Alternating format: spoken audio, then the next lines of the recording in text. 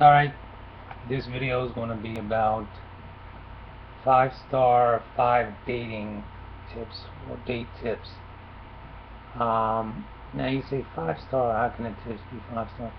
Well, if you want your relationship, if you want your experience with your significant other, or, excuse my voice by the way, but if you want your significant other relationship or the person you're dating, the person you're intimate with, to go smoothly, it's a little bit more than how you look or even how you sound.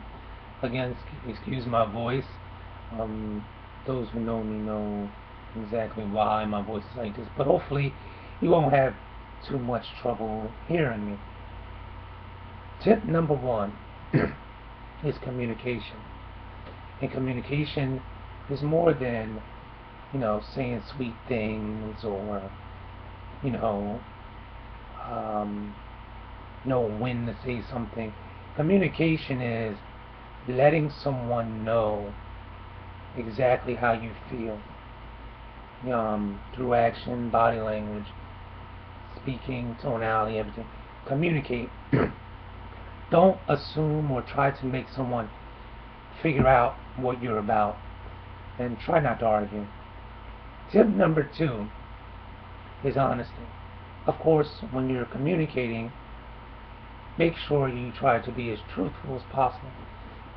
When I say as truthful as possible, because there is a time and a place, realistically, to divulge certain information, and do it with care, do it with empathy. Third tip is loyalty. Now you could be honest and you could communicate. Sometimes this is about timing. Sometimes you go omit some things out, and you can still have actions that you're not communicating. And you're not necessarily lying, you're just not really loyal. Or you know that if that person was to get sick or go through a hardship financially or mentally or whatever, that you may not stick around, some sort of handicap or something like that. So loyalty is very important to think about, at least when not only are you communicating or honest, but in your day-to-day actions away from that person. Tip number 4 is pride. Now, okay, you have a loving relationship, you're loyal, you have pillow talk, you don't lie and all that. But are you with this person out of pride because your family likes them, your kid likes them, or maybe even your ex says, "Oh, that's a good person for you, a better choice." Is it pride? Like maybe they have a career that pleases your friends, your girlfriends, your guy friends, your whatever friends. Is it just out of pride that you're with this person? Do they look good on your shoulder? Is it someone that people think you should be with, so that's why you're with them? Is it something that because your self-esteem is so either high or low that it fits the self-esteem but not necessarily you? And the fifth thing, which may not be the final thing, but in these 5 very important tips, at least by my opinion and standards, is this person fit for you? A little bit different than the pride, because maybe it's not the pride of others, maybe how you feel or how you felt.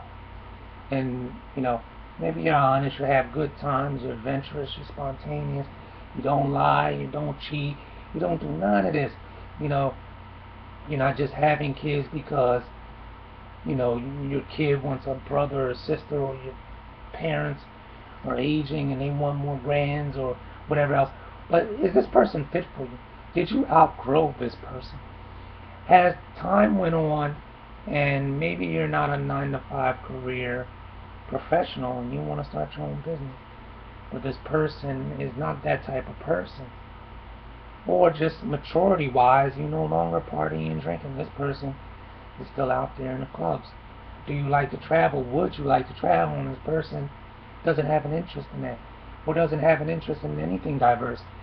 Are you now more conservative, more interested in the world as a whole, or your country as a whole, or society as a whole, instead of an individual who may have, I don't know, been a Democrat, and now you're not thinking with certain thoughts that you used to, which are mainly for yourself and about yourself. Now maybe you're more of a authentic giver or person who sees things just a little different. Have you outgrown this person? And you know what? There's no particular order, because outgrowing someone could be just as bad as lying, because you're lying to yourself, trying to please that person when there's no possible way they could please you. Now, I'm not telling you to break up with anyone because of not being honest or loyal or communication or not fitting or pride or whatever, or even all together. But you may want to think, is this person for you? What will it take to make you happy now and forever? Leave a comment. Let me know. Maybe you have other things that's important. Maybe you have other tips. Tell me. Maybe now I think some, a way. But then if you enlighten me, maybe I'll change my mind, or maybe I won't change my mind, but maybe it'll just enlighten me, and I can see where you're coming from. Leave a comment. Share if you like.